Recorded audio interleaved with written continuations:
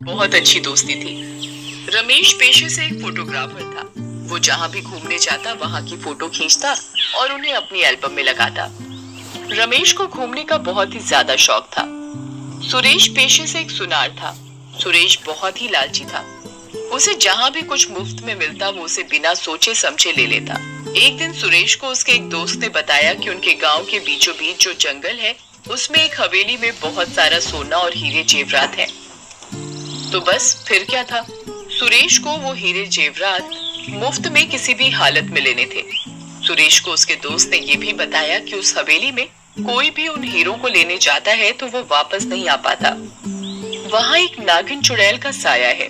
परंतु सुरेश अपने दोस्त की बात नहीं मानता और वो हवेली में जाने का मन बना लेता है। अरे रमेश, कैसे हो तुम? मैं ठीक हूँ सुरेश, तुम बताओ कैसे हो तुम? मैं बिल्कुल ठीक हूँ दोस्त। रमेश, मुझे मेरे एक दोस्त ने अपने गांव के बीचों बीच एक हवेली के बारे में बताया है। उसने बताया है कि वो हवेली बहुत सुंदर है। वहाँ दूर दूर से लोग उस हवेली को देखने आते हैं। वो हवेली है ही इतनी शानदार कि लोग वहाँ फोटो खिंचवाते हैं। फोटो। सुरेश रमेश से झूठ बोलता है कि रमेश सुरेश के साथ हवेली चले और सुरेश वहाँ से चुपके से रमेश के बिना पता लगे सारे जेवर चुरा ले। रमेश पेशे से फोटोग्राफर होने के कारण सुरेश की बातों में आ जाता है और वो उस हवेली में जाने के लिए तैयार हो जाता है। अगले दिन रमेश और सुरेश हवेली जाने के लिए तैयार हो जाते हैं। चलो दोस्त, अब हम हवेली चलते हैं और जाकर हम बहुत सारी फोटो खींचेंगे। फोटो। हाँ दोस्त, मैं हमेशा की तरह वहाँ बहुत सारी फोटो खींचूंगा और अपनी एल्बम में लगाऊंगा। सुरेश अंदर ही अंदर रमेश की बात पर हंसने लगता है। अब रमेश को क्या पता था कि उसका दोस्त सुरेश उसके भोलेपन का फायदा उठा रहा है और वो हीरे जेवरात लालच के चक्कर में उस भूतिया हवेली में जा रहा है। देखते ही देखते कुछ समय बाद रमेश और सुरेश उस भूतिया हवेली पर पहुंच जाते हैं। रमेश को वो हवेली देखकर कुछ अजीब सा महसूस होता है। वो हवेली बहुत डरावनी सी दिख रही होती है।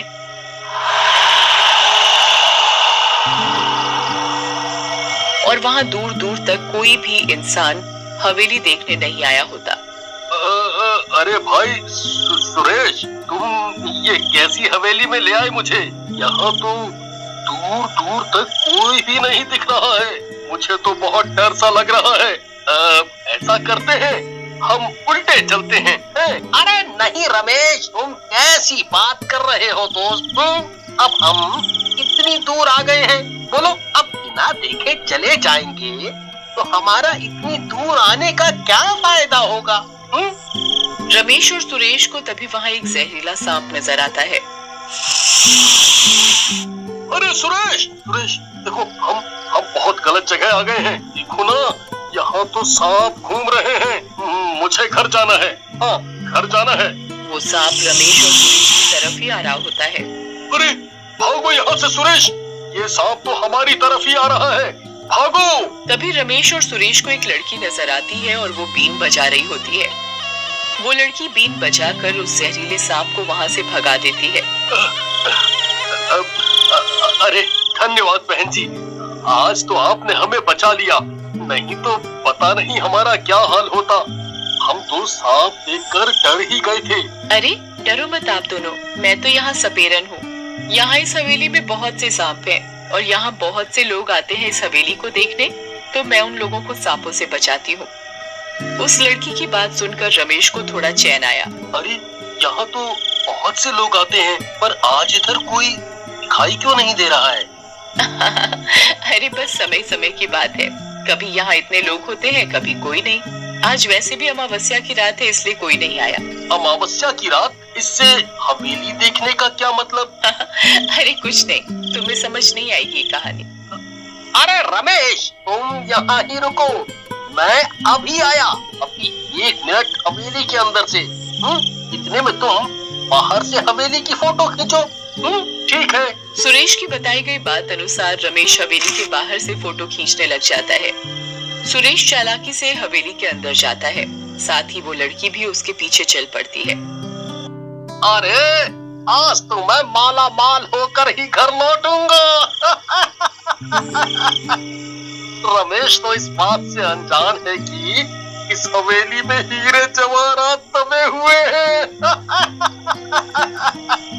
तभी लड़की पीछे पीछे बीन बजाती हुई चलती है।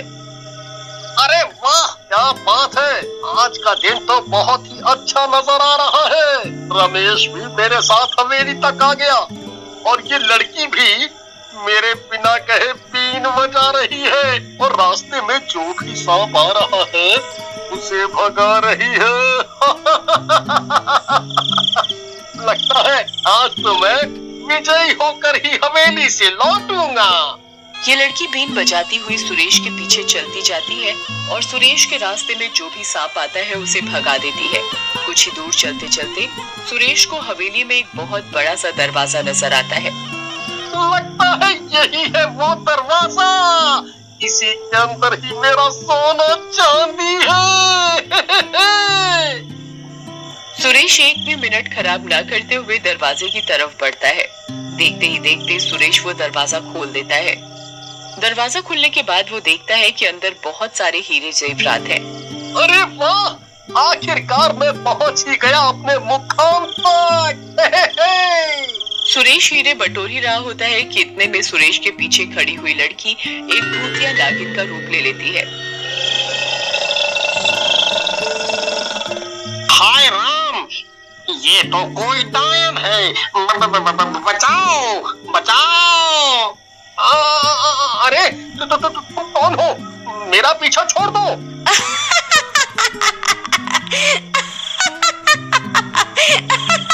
बेवकूफ लालची आदमी, तुझे क्या लगा मैं यहाँ क्या कर रही हूँ? तू ही एक यहाँ समझदार है क्या? तेरे जैसे कितने लालची आए इधर मेरी हवेली में और मैंने सबको मार डाला। ये जो सांप घूम रहे हैं ना हवेली में, ये सारे मेरे हाथों मरे हुए लोग ही हैं जो यहाँ तेरी तरह लालच में हीरे लेने आए थे। देखा मैंने उनका क्या हश्र किया है। अब देख तेरा भी यही हाल होगा। अरे नहीं, मुझे माफ कर दो, मुझे माफ कर दो भूतिया नागिन, मैं गलती से यहाँ आ गया। मुझे कोई सोना चांदी नहीं चाहिए, मैं खुद एक सुनार हूँ, मेरे पास भरपूर मात्रा में सोना चांदी है। मुझे नहीं चाहिए, मुझे बस यहाँ से जाने दो मुझे।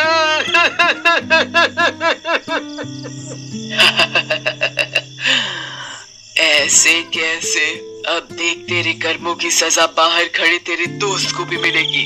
वो तो बेचारा अनजान है कि उसकी मौत होने वाली है अब कुछ ही मिनटों में। मुझे माफ कर दो, मेरे दोस्त ने तो कुछ नहीं बिगाड़ा तुम्हारा, तुम्हें छोड़ दो, मैं कभी दोबारा ये गलती नहीं करूंगा। जाने दो मुझे, जाने दो।